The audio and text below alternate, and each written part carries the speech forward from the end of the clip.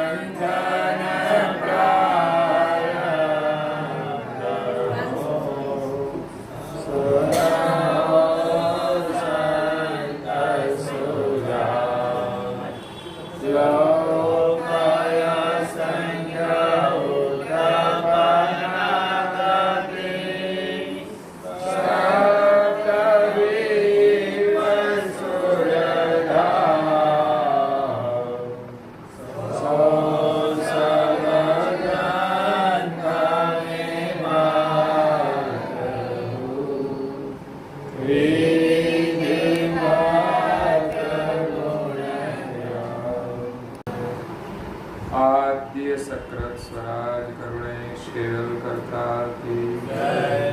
पूज्य श्री कृष्ण स्वामी महाराज की जय। पूज्य श्री परम गुरु श्रीमती करुणा सागर महाराज की जय। पूज्य श्री नारायण दास जी महाराज की जय। पूज्य श्री सतकुबेराचार्य महाराज की जय। श्री सत्संतन की जय। श्री सदेवन की जय। श्री ज्ञान संप्रदाय की जय। श्री गुरु गादी साक्षात गुरु की जय। श्री केवल धाम की जय। तथा सत्संग प्रारंभ समय का सत्य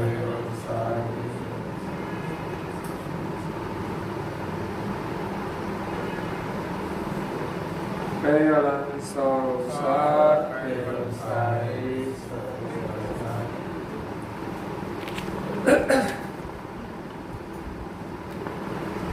गिने स्नेह साधन सबयान सरहि धीरज दाह निज पति सोदर भोजन सूक्ष्म करे लघु आहारा वारि सूक्ष्म पिए जुगत समारा।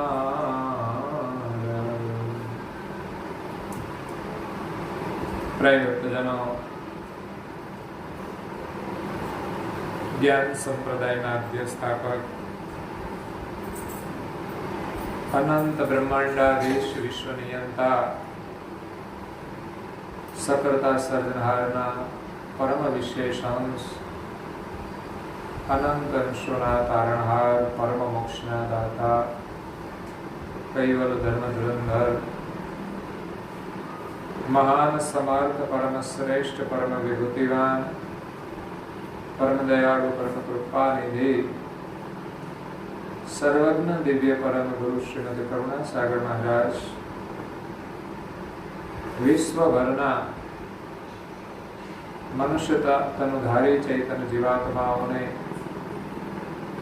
संबोधीने यथार्थ ज्ञानનો ઉપદેશ આપતા આ વિશ્વને વિશે આજથી 250 વર્ષ પૂર્વે એમનું પ્રાગટ્ય થયું। 250મું વર્ષ એમનું ચાલી રહ્યું છે। કરુણા સાગર મહારાજ જગતના જે સર્જનહાર છે એમના પરમ વિશેષ અંશ છે, જેઓ હંમેશા માલિકના સાનિધ્યમાં રહે છે। જ્યારે માલિકનો હુકમ થાય ત્યારે આ વિશ્વની અંદર માલિકનું જ્ઞાન લઈ માલિકનો સંદેશ લઈ જગતના જીવોનું કલ્યાણ કરવા માટે માત્ર કલ્પમાં એકવાર આવે છે। આ જગતના જે દેવતાઓ છે બ્રહ્મા વિષ્ણુ મહેશ આદિ એ સર્જનહારના વિશેષ અંશો છે। કરુણા સાગર પરમ વિશેષ છે અને દેવતાઓ છે વિશેષ ગતિના અંશો છે। કરતા માલિકે એમને વિશેષ ગતિ આપીને આ વિશ્વમાં મોકલ્યા છે. એટલે બધા જ દેવો સર્જનહારની કરુણા દ્વારા આ જગતનું સંચાલન કરી રહ્યા છે. ને આપણે બધા સામાન્ય અંશો છીએ. આપણે બધાને આનંદ કરવા માટે મોકલ્યા છે કે માલિકે આપણા માટે દુનિયા બનાવી અને એની અંદર આનંદ કરવા માટે મોકલ્યા છે. ખરેખર આનંદ આવે એવી જ સૃષ્ટિ છે, પરંતુ આપણને જીવતા નથી આવડતું એટલે જીવનમાં મુશ્કેલીઓ આવે છે. જગત કરતાએ આ જગત બનાવ્યું છે જગતના જીવોને મોજ કરવા માટે, પરંતુ અહીંયા લોકોએ મોજની વ્યાખ્યા કઈ જુદી કરી દીધી છે. ભોગ વિલાસની મોજ કરે છે. મોજ કરવામાં ધર્મને ભૂલી જાય છે. મોજ કરવામાં અધર્મનું આચરણ કરે છે. મોજ કરવામાં પોતાના કર્તવ્યને ભૂલી જાય છે. એટલે માણસ દુઃખી થાય છે. એટલે કરતાએ જગત બનાવ્યું છે મોજ કરવા માટે. એટલે માનો કે મોજ તો બધા કરે જ છે. કોઈ મસાલા ખાઈને મોજ કરે અને કોઈ ભૂખ્યા રહીને મોજ કરે. એટલે દરેકને મોજ આવે છે ટૂંકમાં, એના જેમાં જેની પ્રીતિ છે. કોઈ શરાબ પીને મોજ કરે, કોઈ માંસ ખાઈને મોજ કરે છે. દરેકને જેમાં રુચિ છે પ્રમાણે મોજ કરે છે. પરંતુ જો કર્તાના નિયમ પ્રમાણે જીવન જીવે તો ખરેખર એના જીવનમાં સાચી મોજ આવે છે. છતાંય મોજ કરવાનું બધા જાણે છે, પણ એક બીજું પ્રયોજન હતું કે મોજ તો કરે પણ સાથે સાથે એ આંખ પણ ખોલે. જીવોને મોજ કરવા માટે અને એની આંખ ખોલવા માટે. અહીંયા જીવો મોજ કરે છે પણ આંખો બંધ કરીને મોજ કરે છે, કશું વિચારતા નથી. જોયા અને સમજ્યા વિના માણસ જીવન જીવે તો કદાચ પ્રારંભમાં તો મોજ આવે પણ એનું પરિણામ દુઃખદ હોય છે. બાકી બધામાં મોજ જ છે. બાળપણની અંદર પણ મોજ છે, યુવાનીની અંદર પણ મોજ છે, વૃદ્ધાવસ્થામાં પણ મોજ છે. બાળપણમાં કોઈ ચિંતા નથી તો મોજ છે. યુવાનીની અંદર આ સંસારનો આનંદ કરવાનો મળે છે તો એ પણ એક મોજ છે. અને વૃદ્ધાવસ્થામાં શરીર કામ ન કરે તો ભગવાનનું ભજન કરીને પણ માણસ મોજ તો કરી શકે છે, પણ આંખો બંધ કરીને મોજ કરે છે. આંખ ખોલીને માણસ મોજ નથી કરતો. માણસ ચાલ્યો જતો હોય, આગળ ખાડો હોય, આંખ ખોલીને જો ચાલ્યો જતો હોય તો ખબર પડે કે આ ખાડો છે, પણ આંખો બંધ કરીને ચાલે તો ખબર ન પડે ક્યારે ખાડો આવે.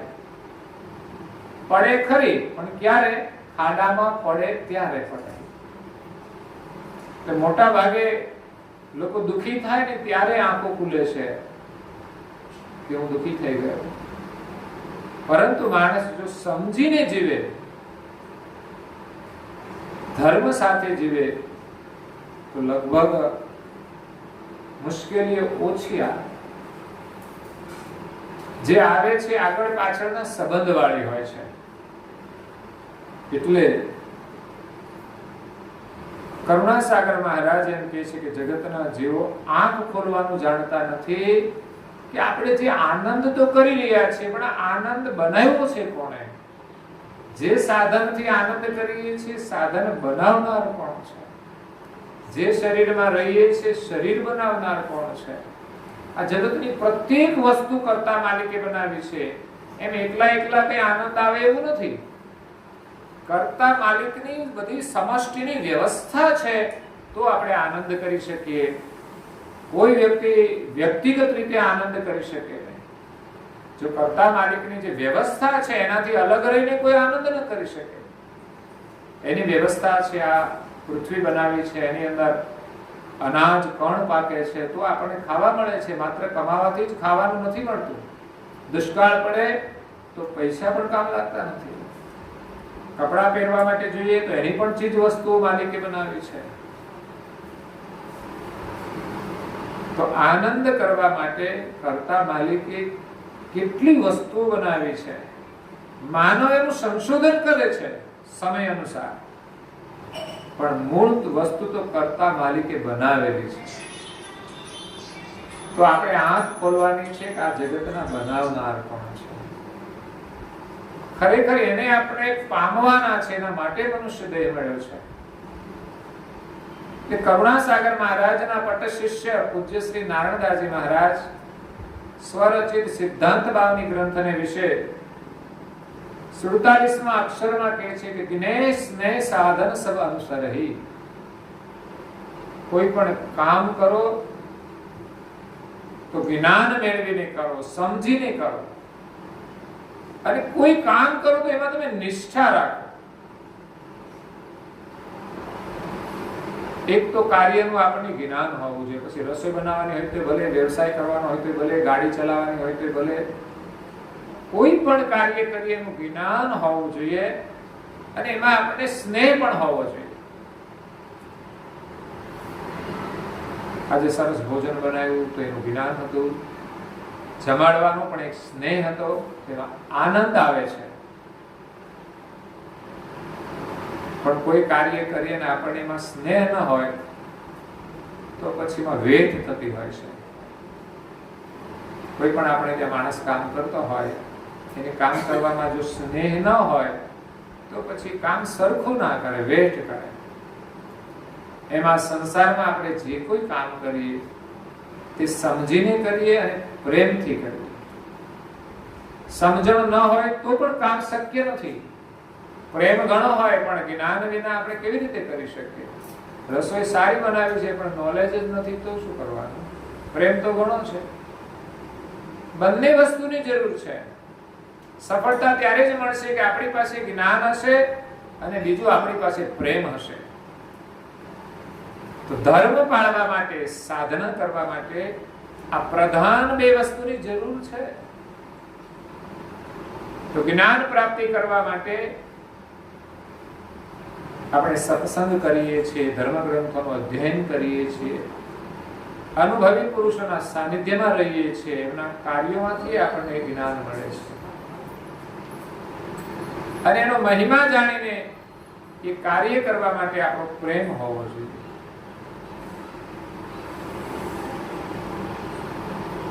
તો ગણેશ ને સાધન સબ અનુસરહી.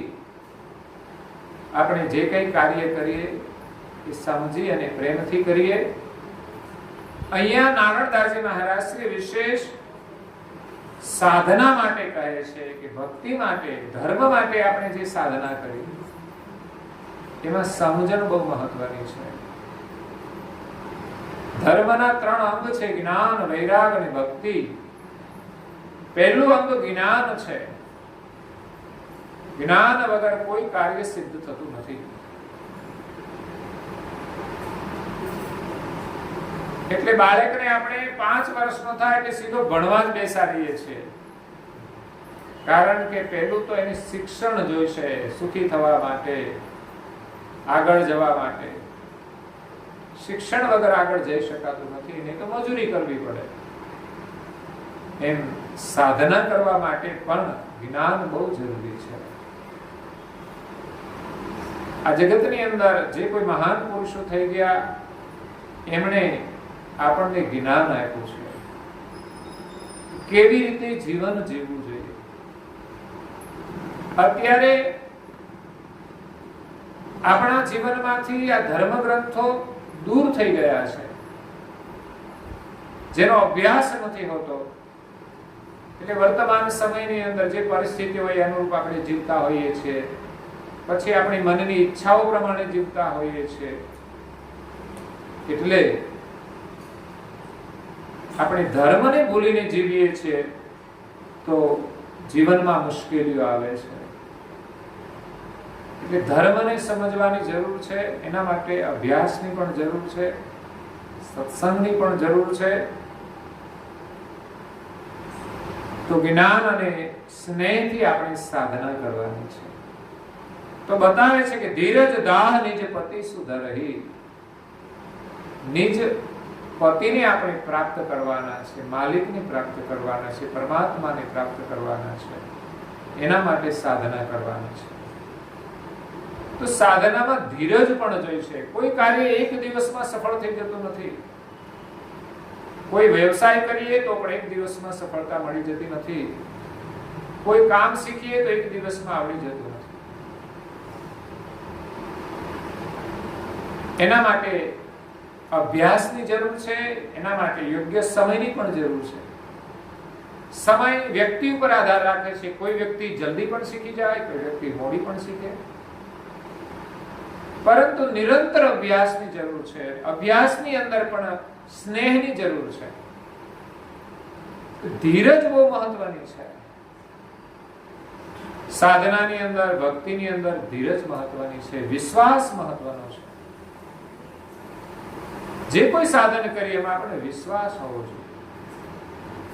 નહીં તો આપણે સાધના કરી શકીશું નહીં. ધર્મના નાના નાના નિયમો હોય છે, પણ એમાં જો આપણને વિશ્વાસ હોય તો લાંબા સમય આપણને બહુ જ લાભ થાય છે. માનો કે તમને કોઈ ધર્મ ગ્રંથો વાંચવાની રુચિ છે, તો તમે રોજ 15-20 મિનિટ ધર્મ ગ્રંથોનું વાંચન કરો. અને તમને વિશ્વાસ હોય, શ્રદ્ધા હોય, તો તમે નિરંતર એ અભ્યાસ કરો તો જીવનમાં તમને બહુ જ લાભ થતો હોય છે. ધર્મ ગ્રંથોમાં રહેલું જે જ્ઞાન છે એ શ્રદ્ધાથી અને ધીરજપૂર્વક અભ્યાસ કરવાથી આપણે બહુ જ સમજણ પ્રાપ્ત થાય છે. અને બીજા નંબરમાં વર્તમાન જે મહાપુરુષો છે એમના વચનોમાં, એમના જીવનમાં આપણને જો શ્રદ્ધા થાય તો એમના સાનિધ્યમાંથી આપણને પ્રત્યક્ષ લાભ મળતો હોય છે. એટલે પરમ પૂજ્ય શ્રી નારાયણદાસજી મહારાજ શ્રી આપણને સાધન બતાવે છે. એમાં મુખ્ય વસ્તુ કઈ તો કે જ્ઞાન જોઈએ, સ્નેહ જોઈએ અને ધીરજ જોઈએ. પરમેશ્વરને પામવા માટે 3 વસ્તુ આપણી પાસે હોવી જોઈએ.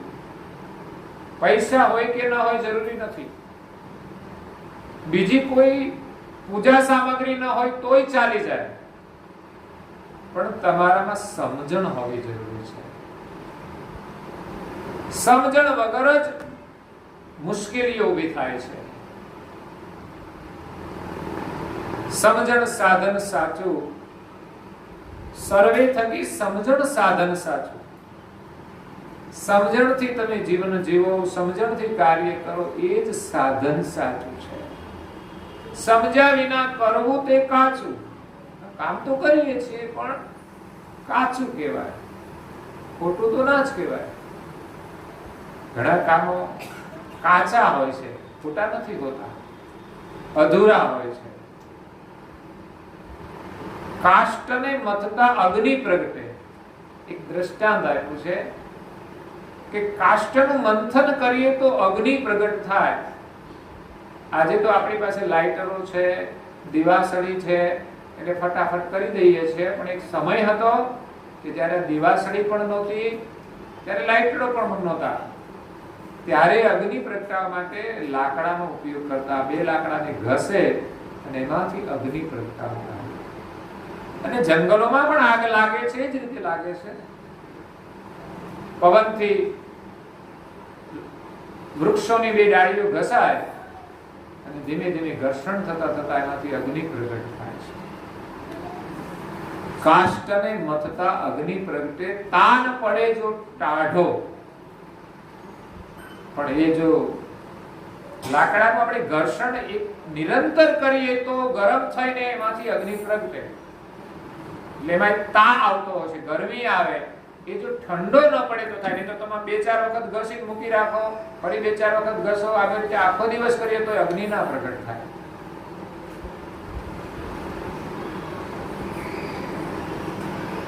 દૂધમાં જામણ સમજીને નાખો તો દહીંમાંથી માખણ કાઢો. જો આપણે માખણ જોઈતું હોય તો દૂધની અંદર જે મેળવણ છે એ સમજીને કરવું પડે તો દહીં બને. અને દહીંનું મંથન કરીએ તો એમાંથી માખણ નીકળે છે. એમ આ જગતમાંથી આપણે સાધના કરીને માખણ મેળવવાનું છે. આ શરીરની અંદર આપણે મંથન કરવાનું છે. એમાં માખણ રૂપ આપણું જે ચૈતન્ય સ્વરૂપ છે એને આ શરીરથી અલગ કરવાનું છે. દૂધની અંદર ઘી તો છે જ, માખણ તો છે, પણ સીધે સીધું તો માખણ મળતું નથી. કદાચ મલાઈ કાઢતા હશે જુદી,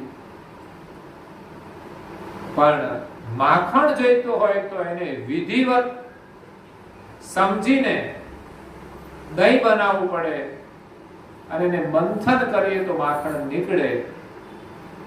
જો વિધિવત ન કરવામાં આવે તો કદાચ માખણ ન પણ બને. જો વલોવતા ના આવડે, વધારે વલોવી નાખે તોય માખણ છાશ ભેગું છૂટું પડી જતું હોય છે.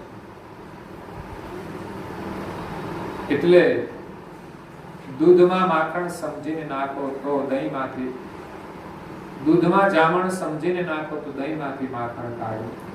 એવી રીતે આ શરીરની અંદર આપણે સમજણ રૂપી મેળવણ કરવાનું છે અને મંથન કરવાનું છે, સાધના કરવાની છે. તો એનાથી આ શરીરમાં રહેલું આપણું સત્ય સ્વરૂપ પ્રાપ્ત થશે અને આ બ્રહ્માંડમાં રહેલા જે સર્જનહાર છે એને પામવાના છે. ભક્તિ માત્ર ભોગવિલાસ માટે નથી. ભક્તિનો મૂળ ઉદ્દેશ આત્મ સ્વરૂપની ઓળખ કરવા માટે છે. એની ઓળખાણ થઈ જશે પછી આપણે કંઈ જાણવાનું રહેશે નહીં, પછી કંઈ કરવાનું પણ નહીં રહે. એટલે પૂજ્ય શ્રી નારાયણદાસજી મહારાજ શ્રી આપણને બહુ સરળ સાધના બતાવે છે, જેનું જ્ઞાન જરૂરી છે, જેમાં સ્નેહ જોઈએ અને એમાં ધીરજ પણ જોઈએ. ભોજન સૂક્ષ્મ કરે લઘુ આહારા, આ સાધનાની શરૂઆત થઈ. જો સાધના કરવી હોય તો આપણે સૂક્ષ્મ ભોજન કરવું, પણ આપણે તો દીર્ઘ ભોજન કરીએ છીએ. સૂક્ષ્મ ભોજન, ભોજન શા માટે? શરીરના પોષણ માટે છે. મહાપુરુષો એમ કહે છે કે ભાઈ આપણે શરીરને ટકાવી રાખવા માટે કે જીવનના શરીરના પોષણ માટે ખાવું જરૂરી છે. તો જીવવા માટે ખાવું જોઈએ, પણ બહુધા લોકો ખાવા માટે જીવતા હોય છે. પરિણામે સુખી થવાને બદલે દુખી પણ થાય છે. અનેક રોગોનું મૂળ આહાર છે. કેટલું ખાવું જોઈએ એની આપણને ખબર નથી. જરૂર કરતા લગભગ વધારે ખવાય છે. એમાં આજના જેવું ભોજન હોય તો ઓછું રહે જ નહીં. મિષ્ટાન હોય ને આટલી બધી આઈટમ બનાવી હોય પછી તો મને નથી લાગતું કે જગ્યા રહે બાકી. ગમે તે બનાવ્યું હોય પણ આપણો ભોજનનો એક નિયમ હોવો જોઈએ કે આપણી હોજરી છે એના 4 ભાગ કરવાના. 4 ભાગ એટલે એને કઈ કાપવાની નથી ચપ્પાથી, પણ એના 4 ભાગની અંદર 2 જ ભાગ અન્ન ભરવાનો છે. 1 ભાગ પ્રવાહી એટલે પછી જમવામાં હોય તો પણ ચાલે. 1 ભાગ હવા માટે રાખવાનો છે. પરંતુ આપણે તો 4 ભાગ ફૂલ કરી દઈએ છીએ. 3 ભાગ અનાજના ભરીએ છીએ, 1 ભાગ કમ્પ્લીટ પાણીથી ફૂલ કરી દઈએ છીએ. પછી કશું જાય તેવી જગ્યા રહેતી એટલે અંદર પાચન તંત્ર છે ને બહુ કોમળ છે, અને એની આપણને દયા નથી આવતી. આપણે તો માત્ર જીભને જ મહત્વ આપીએ, બહુ મજા આવે છે એટલે ખાઓ, જ્યાં સુધી સમાય ત્યાં સુધી ખાઈ લો. અને 4 ભાગ ફૂલ થઈ ગયા પછી જે ભરાય ને એ બધું અંદળીમાં ભરાય, અને ભરાતું ભરાતું ગળા સુધી આવી જાય. એમ લાગે કે ઉલટી થશે ત્યાં સુધી પણ લોકો જમી લેતા હોય. તો જીવનમાં જો આપણે સુખી થવું હોય અને સાધના કરવી હોય તો આહાર ઉપર નિયંત્રણ હોવું જોઈએ. કેટલું ખાવું જોઈએ? જેટલું પચે તેટલું જ ખાવું જોઈએ. શું ખાવું જોઈએ એનું પણ મહત્વ છે. આપણી પ્રકૃતિને અનુસાર, ઋતુને અનુસાર ભોજન લેવું જોઈએ. ક્યારે જમવું જોઈએ એમાંય કોઈ આપણો નિયમ છે ને. ગમે ત્યારે ખાવાનું, નજર પડે ત્યારે ખાવાનું. આમ તો એક ડોક્ટરે કહ્યું કે ક્યારે ખાવાનું, તો ભૂખ લાગે ત્યારે. પણ લોકોને તો બહુ જ ભૂખ લાગે છે. રાત્રે 12 વાગે પણ લોકોને ભૂખ લાગે છે. અહીંયા તો ખાણીપીણી બહુ ચાલે એટલે લગભગ રાત્રે 12 વાગે લોકો, મને લાગે છે ઘરે બરાબર ખવડાવતા નહીં હોય કે ખબર નહીં, કે 8 વાગે ઘરે આવ્યા હોય, 8:30 જેમાં હોય, 9 વાગે બહાર નીકળે અને 12 વાગે પાછા ભૂખ્યા થઈ જાય. આમ તો 12 વાગ્યા સુધી જાગવાનું જ નથી હોતું. એ આપણી જીવન પદ્ધતિ જ ઉલટી છે, અકુદરતી જીવન પદ્ધતિ છે. ખરેખર બધા જો 10-10:30 સુઈ જાય અને વહેલા 5 વાગે ઉઠી જાય અને સવારમાં સાધના કરીને પછી જો એ કામ પર જાય તો લગભગ બધા સ્વસ્થ રહે. સવારની જે હવા છે કુદરતી, એનો જો આનંદ માણે તો પણ એનું મન પ્રસન્ન થઈ જાય. અને સવારની હવા એ પણ આરોગ્ય માટે ઉપકારી છે, બહુ દવાનું કામ કરે છે. એટલે ઠીક છે, સમય અનુસાર બધા જીવન જીવે છે, પણ આહાર ઉપર ખાસ ધ્યાન આપવાની જરૂર છે. ખાવાનો એક નિયમ હોવો જોઈએ. સવારે, બપોરે, સાંજે 3 ટાઈમ તો આપણને જમવાના આપ્યા છે. સવારે હલકું ભોજન હોય તો મધ્યાહને તમે જમો તો ચાલે, સાંજે પણ હલકું ભોજન કર્યું છે. એટલે આહારનો નિયમ હોવો જોઈએ. તો ભોજન સૂક્ષ્મ કરે લઘુ આહારા, થોડું ખાવું, માપનું ખાવું. વારી સૂક્ષ્મ પીએ જુગત સમારા, પાણી પણ માપનું. તો એમાંય જરૂર કરતા આપણે વધારે પીતા હોઈએ તો એનાથી લાભ નથી થતો. જરૂર કરતા ઓછું પીએ તો પણ લાભ નથી.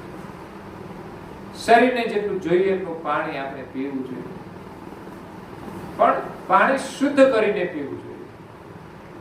ગાળીને પીવું જોઈએ, જરૂર પડે તો ઉકાળીને પીવું જોઈએ.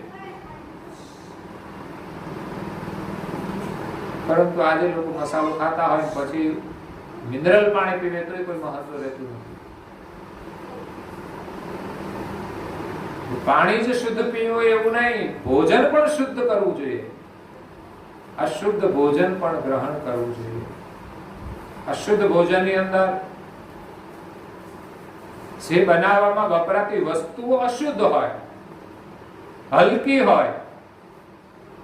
માર્કેટમાં મળે બધું સ્વાદિષ્ટ, પણ એમાં વપરાતી જે વસ્તુ હોય 3rd ક્લાસની પણ હોઈ શકે.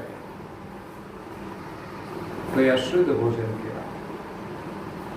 એને બનાવવામાં પણ શુદ્ધિ ન હોય તો પણ અશુદ્ધ ભોજન કહેવાય.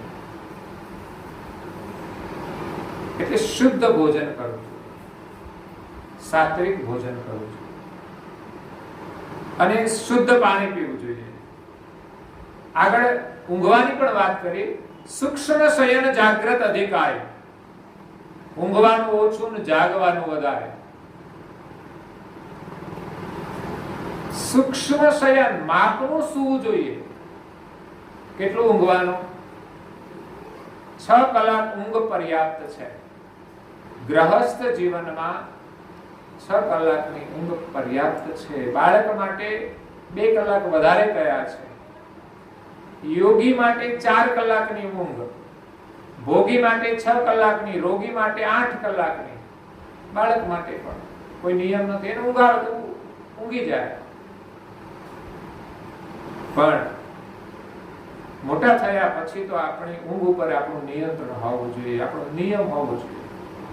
સમયસર ઊંઘી જવું ને સમયસર ઉઠવું. ઊંઘ ઓછી કરીએ તો પણ શરીરને નુકસાન થાય છે, અને વધારે ઊંઘીએ તો પણ આળસ અને પ્રમાદ વધે છે. મહાપુરુષો તો એમ કહે છે, થાય એટલી ઓછી ઊંઘ કરો તમે, સહજ, અને વધુ જાગૃત રહો. એક તો અજ્ઞાન રૂપી નિંદ્રામાં આપણે જીવીએ છીએ, તો એ ઊંઘ ઓછી કરવાની છે. અને જાગવાનું વધારે કહ્યું છે, તો ખાલી ઉજાગરા કરવાનો કોઈ મતલબ નથી, પણ જીવનમાં જાગીને કંઈક સારું કામ કરવું. આપણું કામ પૂર્ણ થયા પછી આપણે કોઈની મદદરૂપ થઈએ, સેવાનું કામ કરીએ, એ રીતે જાગવાનું છે. સૂક્ષ્મ શયન જાગ્રત અધિકારી, વચન વાદ બહુ કરે નહીં તાય. જાગ્રત થવાનો મતલબ કે વાણીનો વિલાસ કરવો નહીં, બહુ વાદ વિવાદમાં પડવું નહીં, બિનજરૂરી વાતોમાં. જેની સાથે આપણે કોઈ સંબંધ ન હોય એવી વાતોમાં આપણે આપણી શક્તિ બગાડતા હોઈએ છીએ, મગજ પણ ખરાબ થતું હોય છે. એટલે બિન પ્રયોજન વાણીનો વિલાસ નહીં કરવું જોઈએ. એ પણ એક સાધના છે. વાણી ઉપર પણ આપણું નિયંત્રણ હોવું જોઈએ, કારણ કે વધારે બોલવાથી બહુ નુકસાન થતું હોય છે.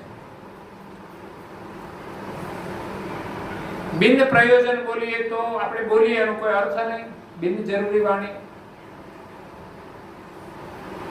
અગર તો બિનજરૂરી આપણે બોલવામાં જે જૂઠ બોલીએ છે એ જરૂરી છે? ના, જરૂરી નથી, છતાં બોલીએ છીએ તો એ વધારાનું છે.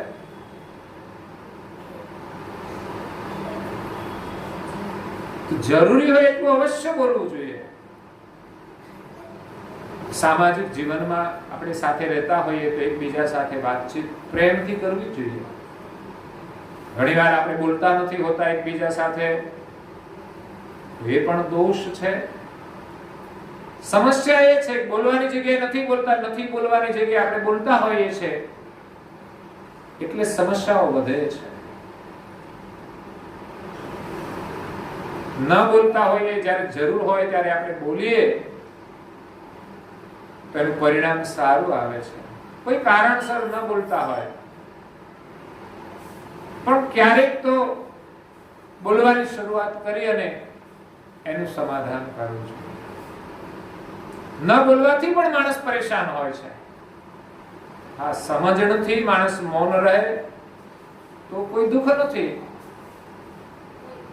પણ કોઈ કારણથી આપણે રિસાઈને મૌન રાખીએ તો એમાં આપણો આત્મા મૂંઝાતો હોય છે. ભગવાને વાચા આપી હોવા છતાંય કોઈ કારણથી આપણે મૌન રાખીએ છીએ તો દુઃખી થઈએ છીએ. સારું હંમેશા બોલવું જોઈએ. સત્સંગની સારી વાતો બીજાને આપણે કહેવી જોઈએ.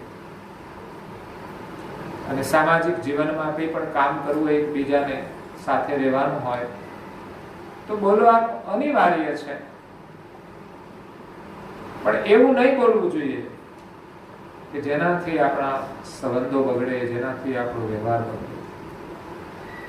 તો કરુણા પૂજ્ય શ્રી નારાયણદાસજી બાપજી કહે છે, વચનવાદ બહુ કરે નહીં તાઈ. સાચા સાધકો જે મહાપુરુષો હતા ને, એ કોઈની સાથે વાણીથી વિવાદ કરતા નહીં. કદાચ સાચી વસ્તુને કે આ વસ્તુ ખોટી છે તો ના માને તો કઈ નહીં, તું ખોટી કે તો ખોટી, જે સાચી છે તો સાચી જ રહેવાની છે, પણ એવા લોકો સાથે વિવાદ ન કરે. ચલન હલન સૂક્ષ્મ સમવર્તી, આમાં આપણું બધું જ નિયંત્રણમાં હોવું જોઈએ. ખાવાનું, પીવાનું, બોલવાનું, હલન ચલન સૂક્ષ્મ સમવર્તી. હલન ચલન પણ માપનું હોવું જોઈએ. બિનજરૂરી બહુ ફરવું નહીં જોઈએ. અને ઘરમાં બેસી પણ નહીં રહેવું જોઈએ. કઈ પ્રવૃત્તિ કરવી જોઈએ. તો હલન ચલન પણ માપનું હોવું જોઈએ. ઘરમાં પછી ઘર ફરિયાદ કરે, રાત્રે ક્યાં ગયા હતા મોડા, બિનજરૂરી, તો મુશ્કેલીઓ ઊભી થાય છે. અવિશ્વાસ ઉભા થતા હોય છે. એટલે હલન ચલન પણ માપનું. બિનજરૂરી કોઈ જગ્યાએ જવું નહીં જોઈએ. બિન પ્રયોજન. એની જગ્યાએ કંઈક જરૂરી કામ કરો. તમને કઈ ઈચ્છા હોય કે મારે કંઈક કરવું છે, તો કોઈની મદદરૂપ તમે થઈ શકો છો. એ સિવાય જેટલું આપણે હલન ચલન વધારે કરીએ છીએ એટલી જ આપણી વૃત્તિ બહિર્મુખ બનતી હોય છે. જે લોકોને બહાર ફરવાની આદત પડી જાય ને પછી ઘરમાં ના રહે, પરિવાર માટે સમય આપવાનો હોય પણ ના આપી શકે, એની રીતે જ ફર્યા કરતા. તો હલન ચલન પણ માપનું હોવું જોઈએ. આખો દિવસ કામ કરે, ઘરે આવીને ખાય પી અને ફરી પાછા નીકળી જાય બહાર. પાન મસાલાની દુકાન આગળ 12 વાગ્યા સુધી બેસે, કચરો ખાધા કરે ને સમય કાઢે. બધી જ રીતે નુકસાન થતું હોય છે. ઘરે રહીને પણ શું કરવું જોઈએ એ પણ વિચારવું જોઈએ. અનુબંધન બંધનના આકર્ષણ એવી રીતે આપણે જીવન જીવીએ કે આપણા જીવનમાં કોઈ બંધન ઊભું ન થાય. આપણું જે સ્વરૂપ છે, ચૈતન્ય સ્વરૂપ, એ કોઈ કર્મ બંધનમાં બંધાવવું ન જોઈએ. કારણ કે આપણી જે દરેક ક્રિયાઓ છે ને એનાથી કર્મ બંધન થાય છે. એટલે દયાળુ એમ કહે છે કે ખાવામાં પણ નિયંત્રણ રાખજો, પાણી પીવામાં પણ શુદ્ધતા રાખજો, વાણી અને પાણી ચોખ્ખા રાખવા. આવું લખતા હતા પાણી યારે. હવે તો ક્યાંય લખેલું જોવા મળતું, કારણ કે મિનરલ પ્લાન્ટ આવી ગયા એટલે લખવું ના પડે. હવે તો શુદ્ધિ પાછળનું કારણ છે કે જો આપણે જેવું ભોજન કરીશું ને એવા જ વિચારો પ્રગટ થશે. આહાર સાથે આપણા વિચારોનો સીધો સંબંધ છે. આહાર શુદ્ધિ થાય તો વિચાર શુદ્ધિ 100% થાય છે. એટલે આહાર અશુદ્ધ હશે તો વિચાર અશુદ્ધ આવશે જ. કારણ કે અશુદ્ધ આહારનું પોષણ આખા શરીરને મળે છે. જેવા પ્રકારનું પોષણ મળે એ પ્રકારે ઇન્દ્રિયો પ્રવર્તમાન થતી હોય છે. આંખોમાં પણ એના ગુણ જોવા મળે, હાથમાં પણ એની પ્રક્રિયા જોવા મળે. દરેક ઇન્દ્રિયો શરીરના આહારના પોષણ અનુસાર ઉત્તેજિત થતી હોય છે. રજોગુણ ભોજન કરે તો એની અંદર રજોગુણ વધે છે. તમોગુણી ભોજન કરે, કોઈ માંસાહાર કરે તો બહુધા તમે લોકો જોશો કે જે તમોગુણી મતલબ કે હિંસક લોકો છે, પછી આતંકવાદીઓ હોય, તો એ બહુધા લોકોનો ખોરાક માંસાહાર છે. એટલે આપણા હિન્દુ શાસ્ત્રોની અંદર માંસાહારનો નિષેધ છે. જો કે ઘણા માને પણ છે હિન્દુમાં, એમાંય પણ પશુઓની બલિ આપીને દેવીઓને ચડાવીને એનું ભોજન કરતા હોય છે. એ માન્યતાઓ હજુ પણ દેશમાં ચાલે છે. અને હિન્દુ અને મુસલમાન બધા જ માંસાહાર કરતા હોય છે. પણ આપણા જે શુદ્ધ શાસ્ત્રો છે, શુદ્ધ વેદો છે, અને જે ઋષિ મુનિઓ થઈ ગયા છે, એમણે આપણને જે જીવન શૈલી આપી છે એમાં માંસાહારનો નિષેધ છે. એમાં શાકાહારમાં પણ શુદ્ધિ કરાવી છે કે અશુદ્ધ આહાર કરવો જોઈએ. રજોગુણી અને તમોગુણી આહાર કરવો જોઈએ અને સત્વગુણી આહાર જ કરવો જોઈએ. વાસી ભોજન પણ અશુદ્ધ છે.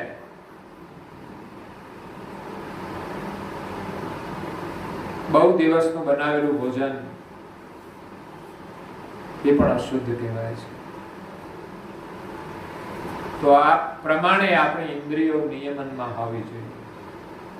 સમવર્તી કોરમ ગતિ જાનત, આપણી વૃત્તિને સમ કરવાની છે. જેટલી સમતા એટલી શાંતિ છે. આપણા વ્યવહારની અંદર, વિચારોની અંદર સમતા હોવી જોઈએ. વૃત્તિમાં આવેશ આવે એનું આપણે શમન કરવાનું છે. આપણી ઇન્દ્રિયો વિષયોને જોઈને આવેશમાં આવી જાય છે, આવેગમાં આવી જાય છે. પરિણામે વિવેક ભૂલી જાય છે. આવેગમાં અને આવેશમાં બધું ગ્રહણ કરવા જાય છે. તો માણસની વૃત્તિ વિષમ થઈ જાય છે, અસ્થિર થઈ જાય છે, અશાંત થઈ જાય છે. મેળવવાની આસક્તિ થાય, ન મળે તો દુઃખ થાય, મળે તો જરૂર કરતા વધારે ઉપભોગ કરી લે તો એની પણ વિકૃતિ આવે છે.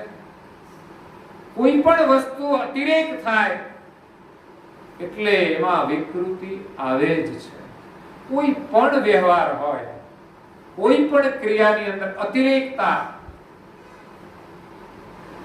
એ વિકૃતિનું સર્જન કરે છે. આપણા શરીરની અંદર રોગ નીકળે છે એની પાછળનું કારણ આપણે જે કંઈ અતિરેક કરીએ છીએ એમાં થોડું થોડું તો છે ને શમન કરી લે એવી ભગવાને વ્યવસ્થા મૂકેલી છે. થોડું ઘણું તમે વધારે લઈ લો એનો વાંધો ના આવે, એટલી તો ભગવાને વ્યવસ્થા મૂકી છે. પણ આપણે તો જોર જુલમ કરતા હોઈએ પછી અંદરના સાધનો બગડી જાય છે. પછી એની વિકૃતિ પાછી ધીમે ધીમે બહાર આવતી હોય છે. બહાર આવવાના 6-7 સ્ટેપ હોય છે, પણ આપણને લગભગ 6 સ્ટેપ સુધી ખબર જ નથી પડતી. 7મા સ્ટેપમાં આવે ત્યારે ખબર પડે કે મને તો કેન્સર થયું છે, મને તો આ થયું છે. 6 સ્ટેપ સુધી આપણને ખબર નથી પડતી કે આપણા શરીરમાં બીમારી છે.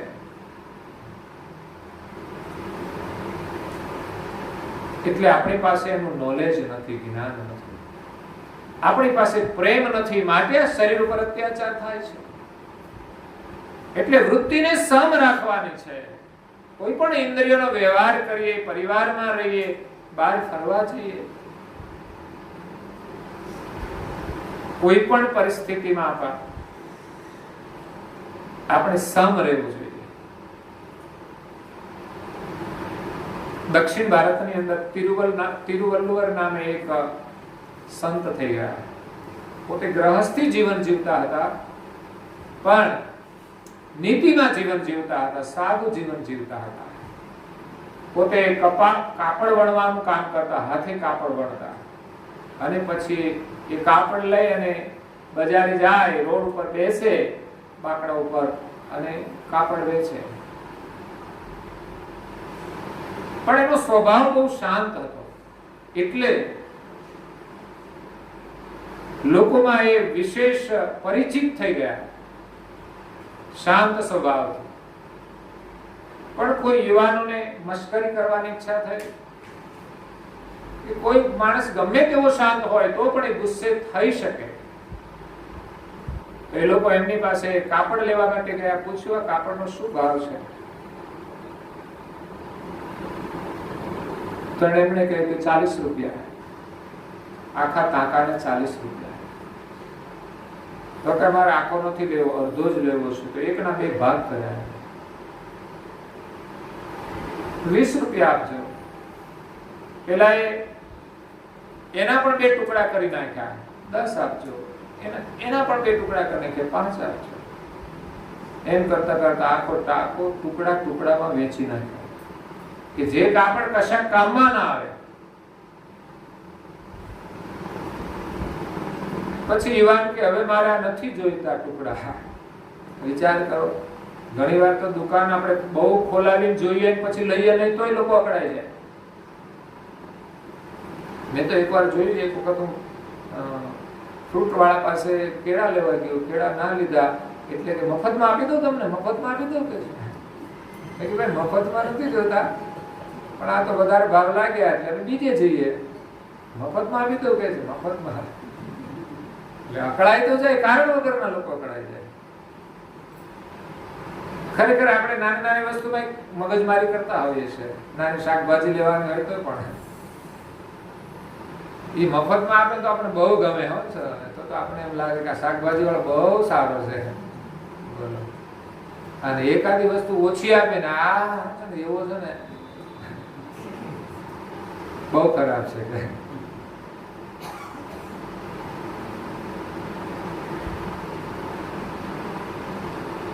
એટલે શાકભાજી લેવા જઈએ તો જે ભાવ નક્કી કરો તે પેલા કરી લો નક્કી, પછી તમે લો.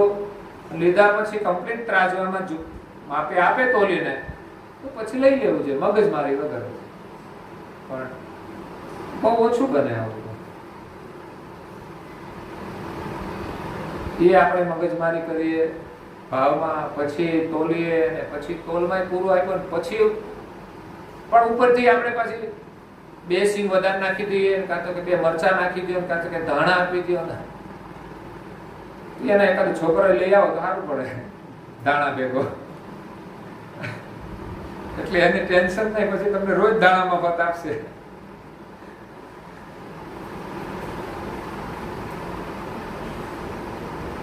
એટલે તિરુવલ્લુવર કહે છે કઈ વાંધો નહીં, તારે ના જોઈએ તો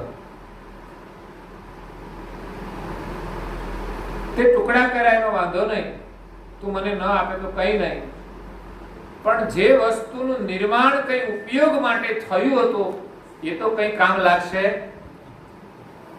દુનિયાની દરેક વસ્તુ ઉપયોગ માટે બની હોય અને એનો આપણે નષ્ટ કરી દઈએ બહુ મોટું નુકસાન છે. ઉપયોગ વગર નષ્ટ થઈ જાય. કોઈ સાડી હોય, કોઈને પહેરવામાં કામ લાગે, કોઈના ઘરમાં પરિસ્થિતિ હોય ત્યારે ખબર પડે કે એક સાડીનું શું મહત્વ છે, પણ એને ટુકડા કરી નાખે અને કોઈના કામમાં જ ન આવે તો છતાંય તિરુવલ્લુવર તો શાંત રહ્યા. પણ એ યુવાનને પસ્તાવો થયો અને એમના આગળ માફી માંગી કે મેં તમારા કાપડના ટુકડા કરી નાખ્યા, કશા કામમાં ન આવ્યા, પણ હવે હું જિંદગીમાં ક્યારે આવી ભૂલ નહીં કરું. એટલે મહાત્માએ કીધું મને મારા કાકાના પૈસા મળી ગયા. તારા જીવનમાં જો પરિવર્તન આવતો હોય એક કાકાથી, એટલું નુકસાન કરવાથી તો પણ એ લાભ છે. એટલે વૃત્તિને સમ રાખવી, જો ભજન કરવું હોય તો કાં તો ભજનથી વૃત્તિ સમ કરવી, એને સમ કરવાનો છે. એક તો આપણે ઉત્તમ કાર્ય કરીએ તો સહજ આપણો પ્રાણ સમ રહેતો હોય છે, અને બીજું એક ધ્યાન દ્વારા આપણા પ્રાણને આપણે સમ કરી શકીએ. ધ્યાન એક એવી સાધના છે કે આપણા જીવનની એક અંતિમ સાધના છે. દરેક મહાપુરુષોએ આપણને ધ્યાન કરવાની આજ્ઞા આપી છે. ધ્યાન અને જ્ઞાન બંને જરૂરી છે. ધ્યાનનો મતલબ એવો નથી કે માત્ર આંખો મીચીને બેસી રહીએ તો ધ્યાન થઈ જાય. કઈ દિવસો સુધી બેસીએ છીએ તો પણ કઈ ફરક પડતો નથી, કારણ કે ધ્યાનનું જ્ઞાન પણ બહુ જરૂરી છે. એવા અનુભવી મહાપુરુષો પાસે આપણે જ્ઞાન મેળવીને ધ્યાન કરીએ, એમાંય પણ સ્નેહ હોવો જોઈએ અને ધીરજ પણ હોવી જોઈએ, તો અવશ્ય પરિણામ આવે છે. કરુણાસાગર મહારાજશ્રીએ પણ ધ્યાન કરવાની આજ્ઞા આપી છે, વૃત્તિને સમ કરવા માટે. આપણી ઇન્દ્રિયો આપણા નિયંત્રણમાં હોવી જોઈએ. એવું નહીં કે કોઈ વસ્તુ જુએ ઈચ્છા થઈ જાય ને ચાહના કરે. જરૂરી છે, નથી જરૂરી તો કઈ નહીં, પણ આપણી આંખો તો આ દુનિયાનું દર્શન કરે છે ને એમ થાય કે આ બધું આપણને મળી જાય. માર્કેટમાં ફરીએ છે ને, મોલમાં બધે લગભગ જો આપણને મફત આપે, છૂટ આપે તો લગભગ આપણા ઘરમાં કશું હમાય એટલું આપણે ભેગું કરી દઈએ. પૈસા લઈને લાવીએ છીએ તો જગ્યા રહેતી નથી. તો આંખો જે જુએ તે એને જોઈએ છે, જીભ જે સ્વાદ મળે એ બધું જ એને ખાવું છે. બોલો. એટલે ઇન્દ્રિયોની જે ઈચ્છાઓ છે એ બહુ નિયંત્રણમાં હોવી જરૂરી છે. ભગવાને જે બનાવ્યું છે શરીર, એને અનુરૂપ એનો ઉપયોગ કરવો જોઈએ. આંખો છે તો દુનિયાનું દર્શન કરવા માટે છે. માત્ર દર્શન કરીને પણ પ્રસન્ન રહી શકાય છે, પણ આસક્તિઓ આવી જાય પછી ચિંતાઓ વધી જાય છે, દુઃખ વધી જાય છે. ગરીબને જોઈએ છે તો દુઃખ નથી થતું, પણ અમીરોને જોઈને દુઃખ થાય છે કે આપણી પાસે કશું નથી. બે બાજુ છે એક સિક્કાની. તો બંને તરફ જોઈએ આપણે. આગળ વધવાની કોઈ મનાઈ નથી. સહજ રીતે, ન્યાયિક રીતે મહેનત કરીને આપણે ચોક્કસ આગળ વધીએ, બીજાને પણ આપણે મદદરૂપ થઈએ, પણ એની અંદર આપણે ફસાઈ ન જઈએ, એમાં આપણું જીવન બરબાદ ન થઈ જાય, વ્યર્થ ન વહી જાય, એનો પણ ખ્યાલ રાખવાનો છે. બાકી તો લોકો એમ જ માનતા હશે કે આ જીવન મળ્યું છે બસ ખાઈ પી મોજ કરો, પણ એના માટે જ જીવન નથી મળ્યું. ખાઈ પી મોજ તો ભૂંડે કરે છે, આપણા કરતા સારી મોજ કરે. આપણે શું મોજ કરવાના? આપણે તો ખાઈ પી માંદા વધારે પડીએ તો દુખી થવાના. એ તો લાગતું નથી અને કોઈ ડોક્ટરને તપાસ કરવી પડે, સર્જરી કરવી પડે, કઈ જ તકલીફ નહીં. મને લાગે છે એની મોજ કરતા છે પણ એ નિયંત્રણમાં રહેતા હશે. એને ન ખાવું તો ન જ ખાય, પછી એ ઊંઘી રહે આરામથી. જ્યારે આપણી મુશ્કેલી છે બહુ, જાણવા છતાંય, સમજવા છતાંય આપણે બહુ ગંભીર ભૂલો કરીએ છીએ. વૃત્તિને સમ રાખવી એ જ સાધના છે. ઇન્દ્રિયોને નિયંત્રણમાં રાખવી, સમવૃત્તિ. કોરમ ગતિ જાનત, એક દ્રષ્ટાંત આપ્યું છે. કોરમ ગતિ, કોરમ એટલે કાચબો. ઇન્દ્રિયોને કાચબાની જેમ નિયંત્રણમાં રાખવી. તો આપણે ત્યાં મંદિરમાં કાચબો મૂકવામાં આવે છે. શા માટે? પગે લાગવા માટે. શા માટે? પગે તો આપણે લાગીએ છીએ પણ ખબર નથી શા માટે પગે લાગીએ છીએ. શા માટે કાચબો મૂક્યો છે? એ પ્રત્યાહારનું પ્રતીક છે. અષ્ટાંગ યોગની અંદર એક સાધના છે પ્રત્યાહાર. તો જ્યારે કાચબો ચાલ્યો જતો હોય ત્યારે ચાર પગ એના બહાર હોય ને એક મુખ બહાર હોય. પોતાના ખોરાક માટે કે વિચરણ કરતો હોય ત્યારે પાંચ અંગ બહાર હોય, પણ આપણે એને ઉપરથી બોડીને ટચ કરીએ એટલે પાંચે વસ્તુ અંદર લઈએ છે. એને ભય લાગે છે એટલે અંદર લઈ લે છે. પાંચે વસ્તુ અંદર હોય અને એના ઉપરથી ગાડું ચાલીને જતું રહે, કોઈ વ્યક્તિ પગ મૂકી દે છતાં એને કંઈ જ થાય નહીં.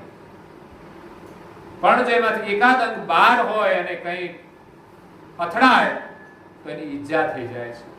પછી એના માટે જીવન જીવવાનું મુશ્કેલ થઈ જાય. એમ આપણે જે પાંચ જ્ઞાન ઇન્દ્રિય છે એ સંસારિક કાર્ય કરવા માટે બહાર વિચરણ કરતી હોય છે, વ્યવહાર કરતી હોય છે. તો એના વગર તો ચાલે જ નહીં. આંખ, કાન, નાસિકા, મુખ, જીવા, ચામડી, પાંચ જ્ઞાન ઇન્દ્રિય છે, એનાથી આપણો વ્યવહાર ચાલે છે. પાંચ કર્મ ઇન્દ્રિય પણ છે, પાંચ તત્વોની 10 ઇન્દ્રિયો છે. તો બધી જ ઇન્દ્રિયોને આપણે નિયંત્રણમાં રાખવાની. આપણને ભય લાગે, કોઈ કાર્ય કરવા માટે ખતરો લાગે તો એ કાર્ય આપણે કરવું જોઈએ, પણ આપણે ખબર પડવી જોઈએ. કાચબાને ખબર પડે છે કઈ ખતરો લાગે છે એટલે અંદર લઈ લે છે, પણ માણસને ખબર પડતી નથી. આંખો બંધ કરીને જીવન જીવે છે, એમની પાસે જ્ઞાન નથી. ખોટાને સાચું માનીને આચરણ કરે છે. મસાલાનું પરિણામ શું આવે ભવિષ્યમાં? બહુધા શિક્ષિત લોકો જાણતા પણ હોય છે છતાં પણ ખાય છે, એને જરૂરી માની લીધું. એમ ઘણી ઇન્દ્રિયોની પ્રવૃત્તિ વિલાસી સુખ માટે જરૂરી માની લીધી છે, જે જરૂરી નથી હોતું. અને જરૂરી કાર્યો આપણે કરતા નથી. જે જરૂરી કામ હોય છે એના માટે ઇન્દ્રિયો પ્રવૃત્ત થતી નથી. ભગવાનને આપણે શક્તિ આપી હોય, આપણે યુવાન છીએ, કોઈ માણસ બીમાર હોય, અસહાય હોય તો એને આપણે ટેકો કરવો જોઈએ, મદદ કરવી જોઈએ. તો એવું સેવાનું કામ આપણે નથી કરી શકતા. એટલે ઇન્દ્રિયોને સમ રાખવી કાચબાની જેમ. દમ ઇન્દ્રિય નૈવે તપજન માન. એક સંપત્તિ છે આપણી સમ, આ આપણી મૂડી છે. બીજી છે દમ. દમ એટલે આપણો જે પ્રાણ છે. જો ઇન્દ્રિયો આપણી નિયમમાં ન રહે, પ્રેમથી, સમજણથી, તો દમ એટલે એનું દમન કરવું જોઈએ. જેમ સરકારના કાયદાઓ છે, નિયંત્રણ છે, એટલે જ દુનિયા નિયંત્રણમાં છે. બાકી જો સરકારનું કોઈ નિયંત્રણ ન હોય તો અંધાધુંધી ફેલાઈ જાય. કોઈનું ના રહે, કોઈની લાજ મર્યાદા કશું ના રહે. ગમે તેને ગમે તે લૂંટી જાય, કોઈને કામ જ કરવું નહીં, એ રીતે જીવન જીવે લોકો. પણ એક મોટું સત્તાનું નિયંત્રણ બધાને નિયમમાં રાખે છે. પણ ઘણું નિયંત્રણ આપણે સ્વૈચ્છિક રાખવાની જરૂર છે, જેમાં સરકારનું નિયંત્રણ નથી ચાલતું. કારણ કે મનુષ્યને અમુક પ્રકારની સ્વતંત્રતા આપવામાં આવી છે. અમુક સમાજમાં, અમુક રિવાજોમાં પણ સ્વતંત્રતા હોય છે, જેની અંદર નિયંત્રણ બહુ જરૂરી હોય છે. પણ છતાં આપણે રોકી શકતા નથી, કારણ કે આખો સમાજ હોય, એમાં કોઈ એક વ્યક્તિ આગળ ના ચાલે. પરિવારની અંદર પણ બધાને આપણે કહી ના શકીએ, તો અમુક નિયંત્રણો નથી થતા. એટલું જ નહીં, આપણા શરીરમાં આપણે એકલા જ રહીએ છીએ. હું કહું, કોઈને આપણે નિયંત્રણમાં ન રાખી શકીએ, પણ વ્યક્તિગત રીતે આપણી જાતને તો આપણે નિયંત્રણમાં રાખી શકીએ. એમાં પણ આપણે નિષ્ફળ જતા હોઈએ છીએ. મહાપુરુષોના આદેશ અનુસાર એમાં પણ આપણે નિષ્ફળ જઈએ છીએ, એટલે આપણે દુઃખી છીએ. એટલે બે સંપત્તિ, સમ અને દમ, આ 6 સંપત્તિ છે અહીંયા કુલ. ખટ સંપત્તિ, સમ, દમ, ઉપપ્રતીતિ, તિતિક્ષા, શ્રદ્ધા અને સમાધાન. તો આ 6 સંપત્તિ દ્વારા આપણે સાધના કરવાની છે, ભક્તિ કરવાની છે. તો સમ અને દમ, ઇન્દ્રિયોનું દમન કરવું. એમની ઈચ્છા પ્રમાણે બધું ન આપવું. એ જે માગે, મન માગે તે બધું ન આપવું. જેટલું આવશ્યક હોય તેટલું જ આપવું, અનુકૂળ હોય તેટલું જ આપવું. એ આપણા મન ઉપર નિયંત્રણ કરવાનું છે. મન ઉપર નિયંત્રણ હશે તો જ આપણે સુખી રહીશું, પરિવારની અંદર પણ સુખ શાંતિ રહેશે, અને ભક્તિ કરવામાં પણ આપણને સફળતા મળશે. સમ, દમ, ઉપપ્રતીતિ. ઉપપ્રતીતિ આસ્તિક બુદ્ધ કહીએ. આપણી જે આસ્તિક બુદ્ધિ છે એને ઉપપ્રતીતિ કહેવાય. વિશ્વાસ, ભગવાનની અંદર વિશ્વાસ, આસ્તિક બનવાનું. જે સત્ય છે એમાં આપણો વિશ્વાસ હોવો જોઈએ. આસ્તિક બુદ્ધિ. ઘણા લોકો કહે છે અમે ભગવાનને માનતા જ નથી, આપણામાં ભાગ્યમાં હશે એમ થશે. પણ ભગવાન જેવી વસ્તુ આ જગતમાં છે, એનું અદ્ભુત સામર્થ્ય છે, અને એને માનીએ તો આપણે નિયંત્રણમાં રહીએ છીએ. આ જગતનું નિયંત્રણ કરનાર એક પરમાત્મા છે, એનું સર્જન કરનાર પરમાત્મા છે, અને એને માનીશું તો જ આપણામાં નિયંત્રણ આવશે. કે આપણે જે કર્મ કરીશું એના સાક્ષી પરમાત્મા છે. નહીં તો પરમાત્માને નથી માનતા તો કોણ જુએ છે આપણે જે કરીએ છીએ? એમ કરીને લોકો ગુનાહ કરે છે. આપણી આસ્તિક બુદ્ધિ હોવી જોઈએ, નાસ્તિક બુદ્ધિ નહીં. તિતિક્ષા, તીક્ષ્ણ તર્ક બુદ્ધ લઈએ. તિતિક્ષા સંપત્તિ છે, તિતિક્ષાપણું. આપણામાં એક તિતિક્ષુ ભાવ હોવો જોઈએ, ભક્તિ કરવા માટે, સેવા કરવા માટે, સ્મરણ કરવા માટે. અને પરિવારમાં પણ એ ભાવ બહુ ઉપયોગી થતો હોય છે. તિતિક્ષુ ભાવ એટલે તત્ક્ષણે જાગૃત રહેવું. ક્યાંય પણ આપણે બેપરવા ન રહીએ. ગાડી ચલાવીએ ત્યારે કેમ આપણે જાગૃત રહીએ છીએ, સહેજ પણ ગફલતમાં રહીએ તો કોઈને ટચ થઈ જાય, એમ જીવનની પ્રત્યેક ક્ષણમાં આપણે જાગૃત રહેવાનું છે. ક્યાંય પણ આપણાથી કોઈ ભૂલ ન થાય, ક્યાંય ગફલત ન થાય. એટલે સાધનાની અંદર, મનુષ્ય જીવનની અંદર આપણે સદાય જાગૃત રહેવાનું છે. શ્રદ્ધા ધારીએ દ્રઢ અચળ અગાધ. આપણી શ્રદ્ધા દ્રઢ હોવી જોઈએ. જે કોઈ આપણે સાધના કરીએ, સત્ય કાર્ય કરીએ, એમાં આપણી શ્રદ્ધા દ્રઢ હોવી જોઈએ, અચળ હોવી જોઈએ. જે સત્ય છે એમાંથી ક્યારેય આપણી શ્રદ્ધા ડગવી જોઈએ. જીવનમાં મુશ્કેલી આવે પણ ધર્મમાં આપણી શ્રદ્ધા દ્રઢ રહેવી જોઈએ. ધર્મ છોડવો જોઈએ. ભગવાનમાં આપણો વિશ્વાસ ડગવો જોઈએ. અને ત્યારે આપણને મનની અંદર, વૃત્તિમાં સમાધાન પ્રાપ્ત થશે. સમાધાન ભયો ગયો છૂટ વિવાદો. પછી આ સંસારનો બધો વાદ વિવાદ મટી જશે. ભક્તિમાં મન લાગી જાય પછી ઘરમાં કોઈ કલેશ રહેશે નહીં. કોઈનો સ્વભાવ જેવો હોય તો પણ એ રીતે રહેતા હોય. નરસિંહ મહેતાએ ભક્તિ કરી. એમના ધર્મપત્ની બહુ ફરિયાદ કરતા, તમે તો કોઈ કામ જ કરતા નથી. એને ખબર નથી ભગવાનનું નામ તો લે છે, એનું કામ તો કરે છે, પણ એ કામ એમ દેખાતું નથી. હાવ આટા નહોતા મારતા, હાવ આવારા નહોતા, કે વ્યસની નહોતા, જુગારી નહોતા, પણ એ હરિનું સ્મરણ કરતા. એટલે માણસના જીવનમાં એક સમાધાન થઈ જાય સત્યની પ્રાપ્તિ માટે, તો પછી એને બીજું કંઈ કરવાનું રહેતું નથી. એના બધા જ કામો એમ કે છે પ્રભુએ કર્યા. પછી આપણે ઘરમાં બેહી રહીએ અને આપણે એમ કે આપણું કામ ભગવાન કરી જાય, તો એવી રીતે સંભવ નથી. નરસિંહ મહેતા એ કહ્યું છે કે ભાઈ મેં કર્યું એવું તમે ના કરતા.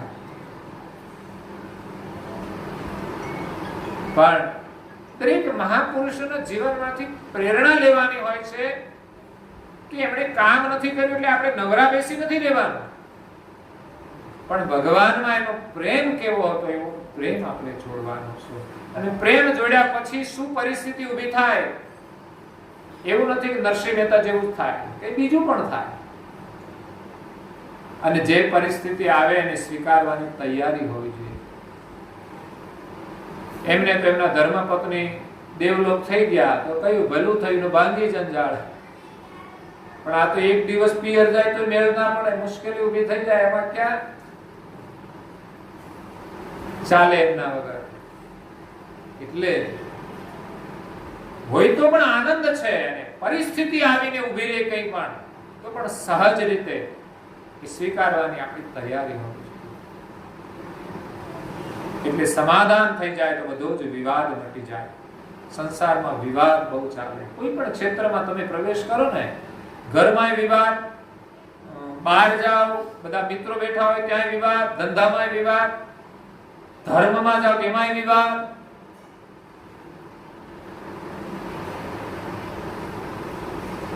જ્યાં સુધી સાચી સમજણ નહીં મળે, સમજણના ઘરમાં નહીં જઈએ ત્યાં સુધી આ વિવાદ છે. જ્યાં સુધી બહાર ફરીએ છીએ ત્યાં સુધી વિવાદ છે. જે મહાપુરુષો સમજણના ઘરમાં ગયા પછી જ વિવાદ એના છૂટી ગયા. પછી વિવાદ કરવાનો કોઈ અર્થ જ નથી. આપણે સમજી જઈએ તો આપણે આપણું કામ કરવાનું, બીજાને આપણે કદાચ સમજાવીએ. મહાપુરુષોએ પરમાર્થનું કામ કર્યું છે, પણ પછી પરિણામ ઉપરવાળાના હાથમાં છે. કામ આપણે ચોક્કસ પ્રમાણિકતાથી કરવાનું, નિષ્ઠાથી કરવાનું. કોઈ કેટલું સ્વીકારે ન સ્વીકારે એમના ઉપર આધાર છે, ઉપરવાળા ઉપર આધાર છે. એટલે એવી આપણે ભક્તિ કરીએ કે દુનિયાના જે વિવાદ છે બધા ટળી જાય.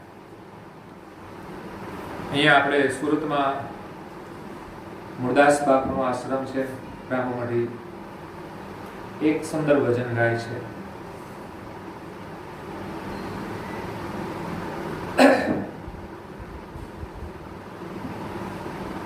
હે કૂદી પડીશ તો બહાર, જ્યારે તને સાચો સમજાશે. હે મટી જશે વાદ ને વિવાદ, જ્યારે તને સાચો સમજાશે. મોહમાં ને મોહમાં મૂડી ગુમાઈ ગઈ, વહે મને વહે મમા વાતાવરણ સાંભળીશ સંતનો પોકાર, જ્યારે તને સાચો સમજાશે. હે મટી જશે વાદ ને વિવાદ, જ્યારે તને સાચો સમજાશે. કૂદી પડીશ તું બહાર, જ્યારે તને સાચો સમજાશે. મૂળ દાસમાં અવતારું મધ્ય સાગરમાં, રાખ ભરોસો એના ભજનમાં. અંતર થઈ જશે એક તાર, જ્યારે તને સાચો સમજાશે. થઈ જશે અંતર એક તાર, જ્યારે તને સાચો સમજાશે. સત્સંગ કરતા કરતા, ભજન કરતા કરતા આવી એક સમજણ પ્રાપ્ત થાય છે કે મટી જશે વાદ ને વિવાદ, જ્યારે તને સાચું સમજાશે. જ્યાં સુધી સમજણ નહીં થાય ત્યાં સુધી આ વાદ અને વિવાદ મળશે નહીં. કૂદી પડીશ તું બહાર, સમજાય જાય પછી કોઈ માણસ ઝઘડાની અંદર રહેતો નથી, વિવાદની અંદર રહેતો નથી, કૂદીને બહાર નીકળી જાય. પણ જ્યારે સાચું સમજાય, સમજણ ન હોય ત્યાં સુધી આપણે એની અંદર હેરાન થઈએ છીએ. પણ જ્યારે સાચી સમજણ મળી જાય ત્યારે બધા જ ઝઘડાઓ સમાપ્ત થઈ જાય છે. પછી કેવી રીતે સમાપ્ત કરવા એ વ્યક્તિ પર આધાર છે કે શું રસ્તો લેવો જોઈએ. કોઈનું અનુકરણ નહીં, પણ સમય અને સંજોગ પ્રમાણે, આપણી સ્થિતિ પ્રમાણે આપણે શું કરવું જોઈએ, કેવી રીતે આ સમાધાન કરવું જોઈએ એ આપણે વિચારવાનું છે. મોહમાં ને મોહમાં બધી મૂડી ખોવાઈ ગઈ. સંસારના મોહમાં આપણે આપણી બધી મૂડી ગુમાવી દઈએ છીએ. જે આપણો પ્રેમ છે એ સંસારના મોહમાં ખોવાઈ જાય છે. માટે પરમાત્માની સાથે જોડી શકતા નથી, સત્યમાં જોડી શકતા નથી. વહેમમાં ને વહેમમાં વાટ વણાઈ ગઈ. અનેક પ્રકારના વહેમની અંદર સત્યને આપણે પામી શકતા નથી. સાંભળીશું સંતનો પોકાર. મહાપુરુષોએ જે આપણને કહ્યું છે ને, કે પોકાર કરીને કહ્યું છે, એમના વચનોમાં એટલી બધી વ્યથા હોય છે, વેદના હોય છે કે પોકાર કરીને કહે છે કે તમે આ માર્ગે ચાલો, તમે આ માર્ગે ચાલો. અને એમ પણ કહ્યું છે કે તમે આ માર્ગેથી પાછા વળો. એમણે કોઈ એમ નથી કહ્યું કે તમે બધા ઘર બાર છોડીને સાધુ થઈ જાઓ. થઈ ગયા છે ઘણા, પણ કોઈ એમ નથી કીધું કે તમે ઘર છોડી, છોકરાઓ છોડીને સાધુ થઈ જાઓ, મંદિરમાં જતા રહો. ઘરમાં જ મંદિર બનાવી દો, ઘરને જ મંદિર બનાવી દો. ઘર પણ એક મંદિર છે, આ શરીર છે તો દિલ પણ એક મંદિર છે. આપણું દિલ પણ મંદિર બની જાય, બધાને પ્રેમ કરે, પ્રભુની અંદર પ્રેમ જોડે, કોઈની સાથે કોઈ તકલીફ ના હોય, એવું આપણું જીવન બની જાય. મહાપુરુષોના માર્ગે ચાલીશું તો ચોક્કસ એક દિવસ આપણું જીવન સરળ થઈ જશે. કારણ કે સંસાર સાગરની અંદર મધ્યમાં આપણું નાવ છે, કિનારો ક્યાંય દેખાતો નથી. પણ ભગવાનના નામની અંદર, એમના ભજનમાં જો ભરોસો હશે ને, તો આપણું જીવન રૂપી નાવ સરળતાથી કિનારે પહોંચી જશે. જીવનનો અંત આવતા આવતા આપણું જીવન સફળ થઈ જાય એવી આપણે એની પ્રાર્થના કરીએ. અંતર થઈ જશે, અંતર એકતા, એવી આપણે સાધના કરીએ. સાંસારિક જીવન સાથે સાથે પ્રભુનું સ્મરણ પણ થાય. બધો જ સમય આપણે આપણા શરીર માટે, સમાજ માટે નથી ખર્ચવાનો, સ્વાર્થ માટે નહીં, પણ એક પરમાર્થ સ્વાર્થ માટે, કે પોતાના કલ્યાણ માટે. સ્વના કલ્યાણને ભૂલીને માણસ શરીર સુખ માટે જીવન જીવે છે. તો સવારે વહેલા ઉઠીને અડધો કલાક તો કમસે કમ આપણે આપણા મનની શુદ્ધિ માટે કાઢવો જોઈએ. શરીર શુદ્ધિ માટે અડધો કલાક કાઢીએ, સ્નાન કરીએ, મુખમંજન કરીએ, શરીર ઉપર સાફ સફાઈ કરીએ, લેપાપોથી કરીએ, વાળની સજાવટ કરીએ, અડધો કલાક શરીર માટે કાઢીએ છીએ, તો અડધો કલાક મન માટે પણ કાઢવો જોઈએ. મન માટે બહુ જરૂરી છે. અને આખો દિવસ કામકાજ કર્યું હોય, સાંજે આવીને અડધો કલાક આપણે પ્રાર્થના માટે, સારા વાંચન માટે કાઢવો જોઈએ. ક્યાંયથી ન મળેલા એવા ઉત્તમ વિચારો, અંતરિક્ષમાંથી આવતા વિચારો આ ગ્રંથોની અંદર હોય છે, મહાપુરુષોના ગ્રંથોમાં છે. એ આપણે માત્ર 15 મિનિટ વાંચવાનો નિયમ રાખીશું તો પણ આપણા જીવનની દિશા ધીમે ધીમે ધીમે કેમ બદલાઈ જશે આપણને ખબર નહીં પડે. સાચી વસ્તુ કેમ સમજાઈ જશે ખબર નહીં પડે. બાકી એક દિવસમાં કોઈ વસ્તુ સમજાશે નહીં, પણ ધીમે ધીમે કોઈ સારી વસ્તુ હાથમાં આવી ગઈ અને એનું સેવન કરીશું, ધીમે ધીમે આપણા વિચારોમાં પરિવર્તન આવી જશે. માર્કેટની અંદર નવી વસ્તુ આવે ને એટલે એડવર્ટાઇઝ શરૂ થઈ જાય. પહેલી વાર આપણે સાંભળી હોય તો આપણે બહુ નજરમાં ના હોય, પણ ધીમે ધીમે રોજ સાંભળતા થઈ જાય ને પછી ખબર પડે કે આ વસ્તુ માર્કેટમાં આવી છે, અને પછી ધીમે ધીમે એનો ઉપયોગ કરવાનો શરૂ થઈ જાય છે. પછી તો આપણા જીવનનો એક હિસ્સો બની જાય છે. એમ આ મહાપુરુષોના વચનોની જે એડવર્ટાઇઝ છે ને આપણા જીવનમાં, જો એને રોજ સ્થાન આપીશું, એક દિવસ આપણું જીવન બની જશે. તો અહીંયા નારદાજી મહારાજે ખટ સંપત્તિની વાત કરી છે. એમાં આપણા જે સર્જનહાર નિજ પતિ છે એ આપણા પતિ છે, અને આપણે એમની એક દુલ્હન છીએ. પતિ પત્નીના સંબંધની જેમ આપણે પરમાત્માને પ્રેમ કરીએ. પતિ પત્નીનો એક સાચો પ્રેમ હોય છે કે જે એના વ્યવહારમાં પ્રગટ થતો હોય છે. દિન દિન સુગડ સોહાગ દયાની. પતિનો પ્રેમ હોય એમના માટે એના શણગાર લાવીને આપે. ભગવાને આપણા માટે શું નથી આપ્યું, તો પછી ભગવાન સાથે પણ આપણો સ્નેહ હોવો જોઈએ. તો ભગવાન આપણા માટે બધી જ વસ્તુઓ આપે છે, તો એના પ્રત્યે આપણે પ્રેમ રાખવાનો છે કે આપણો જે હાથ છે એ પરમાત્માના હાથ સાથે જોડવાનો છે. વિજ્ઞાન બાઈ બલપતિ કો કહીએ, જ્ઞાન બાઈ જડિતવ ચિત લહીએ. વિજ્ઞાન રૂપી હાથ પરમાત્માનો છે, જ્ઞાન રૂપી હાથ આપણો છે. એની અંદર પ્રભુ આપણો હાથ પકડીને, અત્યારે તો પેલી રિંગ સેરેમની આવે છે ને, એમાં એવું કરે છે, સમજ્યા? રિંગ સેરેમની, બેન ઊભા હોય અને ભાઈ જરા નીચે ઝૂકીને ઢીચણેથી અને સમકક્ષ હાથ લઈ પ્રમાણે રિંગ પહેરાવી દે છે. એમ અહીંયા પૂજ્ય શ્રી નાનદાજી બાપજી કહે છે કે વિજ્ઞાન રૂપી બાઈ દ્વારા, જ્ઞાન દ્વારા પરમાત્મા આપણા જ્ઞાન રૂપી હાથમાં એક ચીપ પહેરાવે છે, અંગૂઠી પહેરાવે છે. રહેમ દ્રષ્ટિ દ્વિ કાજલ સારત, અને આંખોની અંદર કાજલ લગાવે છે. એ આંખો માટે બહુ ઉપયોગી છે. તો અહીંયા તો પરમાત્માની જે રહેમ દ્રષ્ટિ છે એ રૂપી કાજલ આપણે આંખમાં આંજવાનું છે. ઉમંગ ફૂલે રંગ મુખ ધારત. પછી લોકો અત્તરનો ઉપયોગ કરે છે. અત્તર સ્મેલ આવે સારી સરસ. જો કે આપણે દુર્ગંધ ના આવે એ મહત્વનું છે. સ્મેલ આવે કે ના આવે પણ દુર્ગંધ ના આવે.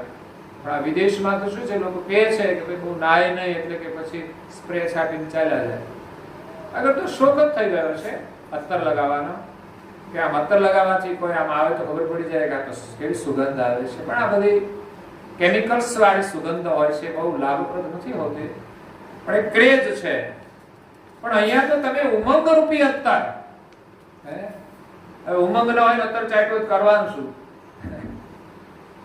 વ્યક્તિ અત્તર ચાટે પણ ઉમંગ ન હોય તો અહીંયા તો પરમાત્મા કહે છે કે આપણે તો એવું અત્તર ચાટવાનું છે કે ઉમંગ રૂપી અત્તર આપણા અંગ ઉપર ધારણ કરવાનું છે. અંશ દુલ્હાની દુલ્હાપતિ પરમ. અંશ છે દુલ્હન છે, અને દુલ્હાપતિ એ પરમ પતિ સર્જનહાર છે. પ્રભુ જે રીજાવન કોઈ એહી ધર્મ. પ્રભુને રીજાવાનો ધર્મ.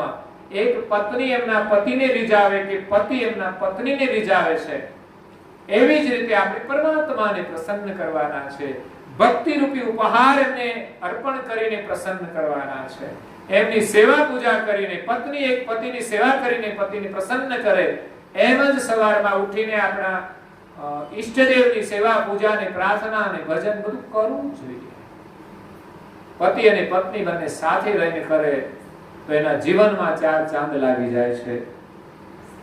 શ્રીમદ કુબેર સુખ સાગર શરણ, નારણદાસજી મહારાજ કે છે શ્રીમદ કુબેર જે છે ગુરુ મહારાજ એ સુખનો સાગર છે. એમનું શરણ છે એ સુખનો સાગર છે. એટલું બધું સુખ છે કે ત્યાં જઈશું તો આપણને અવશ્ય સુખ મળશે જ. જ્યારે સંસાર દુઃખનો દરિયો છે એટલે આપણે ત્યાં લેવા જઈએ એટલે ખારું પાણી જ આવે અને એમાં પીને આપણે દુઃખિત થઈએ. પણ જ્યાં સુખનો સાગર છે ત્યાં આપણે લેવા જતા નથી. નારણદાસ આય અશરણ શરણ. નારણદાસજી બાપજી કહે છે અત્યાર સુધી હું અશરણ હતો અને આપના શરણમાં આવ્યો છું તો આપ મારું કલ્યાણ કરો. તો ગુરુ મહારાજના શરણમાં જઈશું ને રહીશું તો ચોક્કસ આપણું કલ્યાણ થશે. વિશ્વાસ રાખવાનો, એમની કૃપાથી આપણે સુખી રહીશું. એની છત્રછાયામાં જ આપણી સુરક્ષા છે. ગુરુ છે છત્ર બિરાજે જેને ગમે કેમ કાળ માયા ચૂતે, પીડે પિતૃ યક્ષ દાનવ દેવ સાચો પરમ ગુરુ સાથે હમે. પરમ ગુરુની છત્રછાયા આખા વિશ્વ ઉપર છે, કોઈ વ્યક્તિ ઉપર નહીં. પણ કોઈ એનું શરણાગત બને તો ચોક્કસ એમની છાયા એને પ્રાપ્ત થાય છે અને એની શાંતિ મળે છે અને પછી એને જીવનમાં કોઈ પ્રકારના દુઃખ સતાવી શકતા નથી. આ સાથે અહીંયા સત્સંગને વિરામ આપીએ. અસ્તુ સત્યવલ સાહેબ.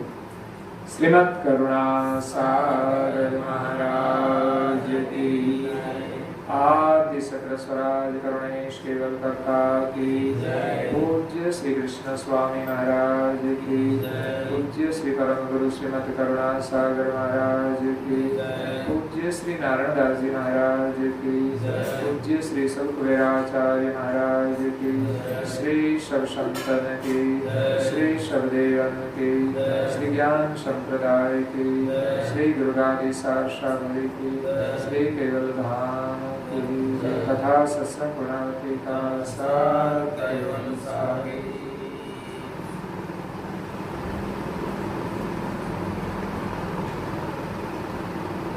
केवल सौ सार केवल साहे बाजू बाजू सौ ने सब केवल साहे.